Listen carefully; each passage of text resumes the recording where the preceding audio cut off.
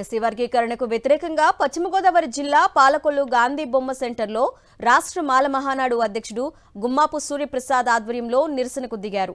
SC వర్గీకరణను cabinet మీటింగ్లో పెట్టడం రాజ్యాంగ విరుద్ధమన్నారు.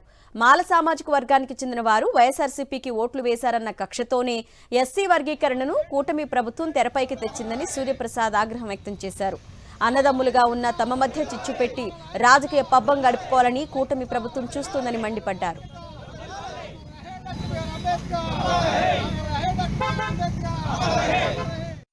వర్గీకరణ కోసం రాజీవ్ రంజన్ మిశ్రా కమిషన్ నివేదిక ఆధారంగా చేసుకుని మరి రాష్ట్ర కేబినెట్ ప్రభుత్వం కూటమి ప్రభుత్వం ఆమోదం తెలపడం మరి ఆర్టికల్ 371 ప్రకారం రాజ్యాంగ విరుద్ధం.